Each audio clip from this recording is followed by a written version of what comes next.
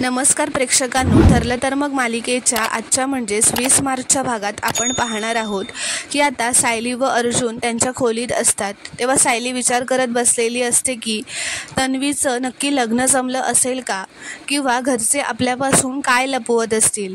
तर ती अर्जुनला म्हणते की प्रतिमा आत्या मला फोन करून सांगणार होत्या आईबाबा येऊन गेल्यानंतर. मी त्यांनाच फोन करून विचारते असं म्हणत ती प्रतिमाला फोन लावते. तर जेव्हा प्रतिमाला सायलीचा फोन येतो तेव्हा आता प्रतिमा फोन उचलायच्या आधीच असं म्हणते की आता सायलीला मी काय सांगू. एक तर पूर्णाजींनी पण ना मला सायली अर्जुनला काहीही न सांगण्याची अट घातली आहे. ती फोन उचलते तेव्हा सायली तिला विचारते, प्रतिमा आत्या सांगा ना, आईबाबा येऊन गेले, त्यांचं काय बोलणं झालं. तर आता प्रतिमाला सायलीशी लपवायचं असतं म्हणून ती म्हणते, अगं सायली, मी जरा ना घाईतच आहे, मी तुला उद्या फोन करते, असं खोटं सांगत आता ती फोन ठेवते. तर अर्जुन विचारतो, काय बोलली प्रतिमा आत्या. तर सायली म्हणते, त्यांनी तन्वीच्या लग्नाबद्दल काहीच नाही सांगितलं. तर अर्जुन म्हणतो, म्हणजे तन्वीचं लग्न ठरलं नसणार. बघितलं ना, मी तुम्हाला बोलत होतो, तुम्ही नका एवढा विचार करू. चला, मला जरा कॉफी करून द्या, आपण खाली जाऊयात. असं म्हणत आता ते दोघेही खाली येतात. तर इथे पूर्णाची, कल्पना, प्रताप व अश्विन तन्वीच्या घरून आलेले असतात. पण सायली व अर्जुनला घरात बघून ते आपसातच कोणाच्या तरी साखरपुड्याला गेल्याची ॲक्टिंग करत असतात व मुद्दाम त्यांच्यासमोर त्यांना असं दाखवण्यासाठी की ते कोणाच्या तरी साखरपुड्याला जाऊन आलेत म्हणून असं म्हणत असतात की साखरपुड्याला किती मज्जा आली ना, जेवण तर खरंच खूप अप्रतिम होतं. हे बोलणं सायली व अर्जुन बघत असतात. ते चौघेही तिथून निघून गेल्यावर सायली अर्जुनला म्हणते की बघितलं, हे चौघेही साखरपुड्याबद्दल कसं खोटं बोलत होते. ते चौघं एकत्र बसलेले असताना पंक्तीला मग गोडाच्या पदार्थांची नावं चौघांनी वेगवेगळी कशी घेतली. तर आता अर्जुन तिला म्हणतो, तुमच्यातला डिटेक्टिव्ह फक्त केसपुरता जागा नसतो, तो असाही जागाच असतो. तर सायली म्हणते, मी या घरची सून आहे म्हणून तर मला माहिती आहे की या चौघांपैकी कोणालाही खोटं बोलता येत नाही.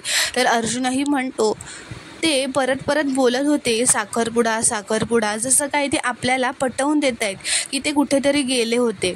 तेव्हा सायली म्हणते, मगाशी प्रतिमा आत्यांनी पण फोन लगेचच ठेवून दिला, काहीच बोलल्या नाहीत त्या, कुठेतरी पाणी नक्कीच मुरतंय. तर आता अर्जुन सायलीला शांत करतो व म्हणतो, मला काय वाटतं, तन्वीचं लग्न जमलं असेल, पण हे लोक आपल्याला ते न सांगून आपण कसे आउटसायडर्स आहोत हे जाणवून देत आहेत. खरं तर ना, मला तन्वीच्या लग्नात जायची अजिबात इच्छाच नाही आहे. तर आता सायली व अर्जुन वर त्यांच्या खोलीत जातात. तर इथे आता प्रिया ही खूपच खुश असते व म्हणत असते, फायनली आता माझं लग्न अश्विनशी होणार. तो दिवस आला जेव्हा मी सुभेदारांची सून होणार. आता तो महिपत आणि नागोबा माझं काही एक वाकडं करू शकणार नाही. आता त्यांना सतत माझी गरज लागत राहणार, कारण मी त्यांच्या मोठ्या शत्रूच्या घरी राहत असेल. तर आता इथे कल्पनाही अश्विनने प्रियासाठी केलेले जे मंगळसूत्र असतं ते बघत असते. अश्विनने स्वतःच्या चॉईसचं मंगळसूत्र प्रियासाठी केलेलं असतं. प्रताप अश्विनला म्हणतो, अश्विन, मला खरंच तुझा अभिमान वाटतो. तू तुझ्या शब्दाला जागलास आणि तन्वीला एक नवीन आयुष्य देतोयस. I am very proud of you. तर इथे प्रतिमा प्रियाला सुभेदारांच्याकडून जे शगुनाचं पार्सल आलेलं असतं ते देते आणि तिथून निघून जाते. तेव्हा प्रिया म्हणते, ही तर नुसती सुरुवात आहे. उद्यापासून साड्या, पैसे ह्यांचा नुसता पाऊस पडणार आहे. तर आता अश्विनने प्रियाला मंगळसूत्राचा फोटो पाठवलेला असतो जो प्रियाला आवडलेला असतो. तेव्हा प्रताप अश्विनला म्हणतो, अश्विन, बाप म्हणून तुला एक सल्ला देतोय. बायकोच्या मागे काहीही झालं तरी खंबीरपणे उभा राहा. तुझ्या भावाने कितीही चुका केल्या असल्या ना तरी एक गुण त्याच्याकडून हा घेण्यासारखाच आहे. तो सायलीच्या मागे कायम खंबीरपणे उभा असतो. अगदी तिच्या वागण्याचा कितीही त्रास झाला ना तरीही तो तिच्या मागे खंबीरपणे उभा असतो. तर अश्विन म्हणतो, पण तन्वी अशी त्रासदायक कधीही वागणार नाही. तिचा स्वभाव लाखात एक आहे. तर पूर्णाची म्हणते, अरे वा, लगेच बायकोची बाजू घेतलीस. प्रताप म्हणतो, मुलगा शिकला, संसाराला तयार झाला, असं म्हणत आता ते हसू लागतात व आपल्या खोलीत निघून जातात. तर आता दुसऱ्या दिवशी सकाळी इथे प्रतिमा प्रियाला नवरीसारखं तयार करत असते, कारण त्यांना कोर्टात जायचं असतं. तर आता तेवढ्यातच तिथे सुमन येते व म्हणते, अरे बापरे, एवढं सजून कुठे जात आहे तुम्ही दोघी? असं वाटतं की लेक तिच्या लग्नासाठी सजते आणि आई तिला तयार करते. तर आता हे ऐकून प्रिया लगेचच म्हणते, काही काय म्हणते सुमन काकी, मी कॉलेजला चालले. आज आमच्या कॉलेजमध्ये फॅशन शो आहे आणि ब्रायडल थीम आहे, म्हणून आम्ही असे तयार झाले. तर आता सुमन म्हणते, अरे वा, फॅशन शो, मी पण येऊ का तुझ्या कॉलेजमध्ये फॅशन शो बघायला? मलाही खूप आवडतात. तर आता सुमन तिला येते, मी पटकनच 5 मिनिटात आवरून येते असं जबरदस्ती म्हणत असते. तेव्हा प्रिया तिच्यावर चिडतच म्हणते, नको येऊ म्हटलं ना एकदा, सांगितलेलं कळत नाही का? तर आता प्रिया सुमनला म्हणते, सॉरी सुमन काकी, माझा आवाज चढला, ते फॅशन शोचा ना जरा स्ट्रेस आहे म्हणून, खरंच सॉरी. तर सुमन म्हणते, ठीक आहे, नाही येत मी. तर आता ती प्रतिमाला विचारते, वहिनी तुम्ही तयार होऊन कुठे चाललाय? तर प्रिया म्हणते, मी तिला पूर्णाजीकडे सोडते, तिथून ती साखरपुड्याला जाणार आहे. तर आता सुमन तिला ऑल द बेस्ट बोलून निघून जाते. तेव्हा प्रतिमा प्रियाला म्हणते, मला वाटलं तू सुमनला तरी खरं सांगशील, तुला इतकं पटकन खोटं बोलायला कसं सुचतं गं? तर प्रिया म्हणते, पटकन कुठे बोलले मी आधीच ठरवून ठेवलं होतं, सुमन काकी दिसली ना तर तिला काय सांगायचं ते, रिस्क नको ना म्हणून ठरवलं होतं. बरं निघूया आता आपण, असं म्हणत आता त्या दोघीही निघतात. तर आता दुसऱ्या दिवशी कल्पना, प्रताप व अश्विन कोर्टात जाण्यासाठी निघत असतात. पूर्णाजी अश्विनला म्हणते, अरे मान्य आहे तुझं कोर्ट मॅरेज आहे, पण जरा चांगले कपडे तरी घालून जा. तर तो म्हणतो, घरातूनच नवरा मुलगा म्हणून बाहेर पडलो ना तर कोणालाही संशय येईल, म्हणून कपडे कॅरी केलेत मी, एका मित्राकडे जाऊन चेंज करेन. तर आता प्रताप अश्विनला म्हणतो, बरं अश्विन तू पुढे जा, आम्ही थोड्या वेळात निघतो, म्हणजे कोणाला संशय येणार नाही.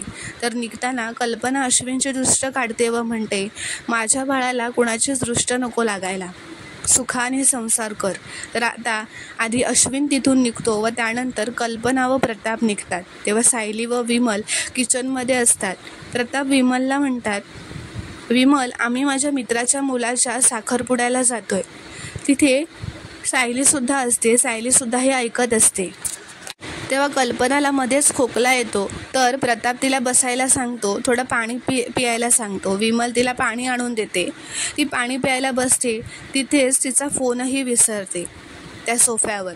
तर तो फोन त्या सोफ्यावरच राहतो. तर सायली ते गेल्यानंतर विचार करत असते की आता कोणाच्या साखरपुड्याला हे गेले असतील दोघं. तर आता सायलीचा सगळा स्वयंपाक करून झालेला असतो व तिच्या स्वयंपाकाची वेळ संपलेली असते. ती म्हणते, माझ्याकडे आता भरपूर वेळ आहे, मी आईंना ना जी फुलं आवडतात ती मागच्या बागेत जाऊन ताजी फुलं वेचून आणते. असं म्हणत ती आता बाहेर जाते. इथे पनवेल कौटुंबिक न्यायालयात कल्पना, प्रताप, प्रिया व प्रतिमा आलेले असतात. तर तेवढ्यातच तिथे अश्विन एका व्यक्तीला घेऊन येतो. तो म्हणजे त्याचा कलीग डॉक्टर शेखर असतो. तो म्हणतो, तन्वीच्या बाजूने पण 2 साक्षीदार लागतील ना, म्हणून मी यांना घेऊन आलोय तन्वीच्या बाजूने सही करण्यासाठी. तर आता ते आत कोर्टात जाण्यासाठी निघतच असतात. तेव्हा प्रिया पुन्हा काहीतरी नाटक करत म्हणते, अश्विन मला ना खूप भीती वाटते, अरे खूपच काळजी वाटते, धडधडतंय. जेव्हा आपण सही करायला आत जाऊ ना तेव्हा तू मागे नाही ना फिरणार, माझं घाणेरडं नशीब परत आडवं नाही ना येणार. तर अश्विन म्हणतो, तन्वी तुझं नशीब आता बदललंय, कारण काही वेळानंतर तू तन्वी किल्लेदार नाही तर मिसेस तन्वी अश्विन सुभेदार होणार आहेस. तर आता सगळे कोर्टात आत जायला निघत असतात. ते आत कोर्टात जाऊन बसतात व त्यांचा नंबर येण्याची वाट बघत असतात. तिथे वर त्यांच्या कोर्टात अर्जुनसुद्धा वर येत असतो, पण त्याचा यांच्याकडे लक्ष जात नाही व तो पुढे फोनवर कोणाशी तरी बोलत निघून जातो. तर इकडे सायलीने आता मागच्या बागेतून छान ताजी फुलं वेचून आणलेली असतात व ती घरभर सगळ्या खोल्यांमध्ये ती फुलं लावत असते. ती फुलं घेऊन ती अश्विनच्याही खोलीतसुद्धा येते फुलं सजवायला फ्लॉवर पॉटमध्ये. तेव्हा तिथे अश्विनचा एक फोटो ठेवलेला असतो. तिथे जाऊन सायली फोटोकडे बघतच म्हणते की किती हळवे आहात अश्विन भाऊजी तुम्ही. जेव्हा तुमचा प्रेमभंग झाला होता तेव्हा किती मनाला लावून घेतलं होतं. आता तुम्हाला छान सांभाळेल अशी मुलगी मिळायला हवी. ती फुलं त्या फ्लॉवर पॉटमध्ये लावताना तिच्या हातून एका फाईलमधले काही पेपर्स खाली पडतात. तेव्हा मगाशी जेव्हा अश्विन कोर्टात जाण्याआधी प्रियासाठी घेतलेलं जे मंगळसूत्र असतं ते घ्यायला त्याच्या खोलीत आलेला असतो, तेव्हा त्याच्या हातून एक कागद खाली तिथेच पडलेला असतो. तो कागद म्हणजेच त्यांनी जे मंगळसूत्र घेतलेलं असतं तन्वीसाठी त्याचं बिल असतं. आता तो कागदसुद्धा सायली त्या पेपर्सबरोबर उचलते आणि आता तो पेपर जेव्हा ती उघडून बघते तेव्हा तिला दिसतं की ते मंगळसूत्र घेतलेल्याचंच रेसिप्ट असतं. आता ते बघून सायलीला धक्का बसतो. ती म्हणते अश्विन भाऊजींनी मंगळसूत्र का घेतलं असेल, तेही कालच. आता तिला या सगळ्या गोष्टी आठवू लागतात की सकाळी पण अश्विन भाऊजी कुठेतरी निघालेले होते एक छोटीशी पिशवी घेऊन हातात, आणि आई बाबा पण छान असे लग्नाला तयार जातात तसे तयार होऊन गेलेत. आणि प्रतिमा आत्याने पण काही नीट उत्तर दिलेलं नसतं फोनवर. तर आता सायली यावर खूप विचार करू लागते. हे मंगळसूत्र अश्विन भाऊजींनी कोणासाठी घेतलं असेल. तर आता प्रियाला कोणाचा तरी कॉल येतो इथे कोर्टात, म्हणून ती कोर्टाच्या बाहेर येऊन फोनवर बोलत असते. तिथेच आता अर्जुनसुद्धा येतो, पण तो मागे उभा असतो. तो सुद्धा कोणाशी तरी फोनवर बोलत असतो. त्याचं लक्ष जेव्हा प्रियाकडे जातो तेव्हा तो बघत असतो की ही कोणतरी ओळखीची वाटते, पण त्याला फक्त तिची पाठ दिसत असते. तो तिथेच उभा राहून तिला बघण्याचा प्रयत्न करत असतो की ही आहे तरी कोण. इथे घरी कल्पना तिचा फोन विसरून गेल्यामुळे तिचा फोन वाजतो, तेव्हा सायली तिथे असते. ती तो फोन बघते. तो फोन सोफ्यावरच असतो व ती म्हणते की अरे देवा, हा तर आईंचा फोन आहे. आई आपल्या फोन घरीच विसरून गेल्यात. ती म्हणते कोण फोन करतंय असं म्हणत ती फोन हातात घेते. तर ती आता तो फोन उचलते. तेवढ्यातच समोरची व्यक्ती बोलते की ते तन्वी मॅडम आणि अश्विन सरांच्या लग्नाचे पेढे आणि हार कुठे पाठवायचे आहेत, घरी का की कोर्टातच. आता हे ऐकून सायलीला खूपच मोठा धक्का बसतो. तर ती विचारते ही ऑर्डर तुम्हाला कोणी दिली होती. तर तो माणूस म्हणतो कल्पना सुभेदार. तर इथे अर्जुनला सुद्धा प्रियालाच बघितल्यासारखं वाटत असतं, म्हणून तो तिथेच उभा असतो तिला बघत. तर प्रेक्षकांनो, पुढील भागात आपण पाहणार आहोत की आता सायलीला अश्विन व प्रियाच्या लग्नाचं कळताच ती रिक्षा पकडून कोर्टात जायला निघते आणि ती अर्जुनला फोन करत असते, पण अर्जुनचा फोन मात्र लागत नसतो. ती म्हणते यांचा फोन का लागत नाही आहे, प्रिया अश्विनचं लग्न व्हायच्या आधी आम्हाला कोर्टात पोहोचायला हवं. तर सायली आता कोर्टात पोहोचलेलीच असते व कोर्टात वकील प्रिया व अश्विनलाही सांगत असतात की आता नवरा व नवरीने सही करा यावर.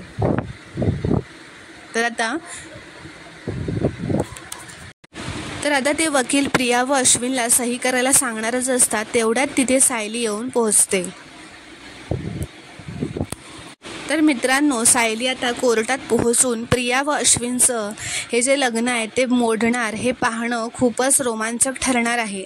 व्हिडिओ पूर्ण बघितल्याबद्दल धन्यवाद. व्हिडिओ आवडल्यास नक्की कॉमेंटमध्ये कळवा व चॅनलला प्लीज सबस्क्राईब करा.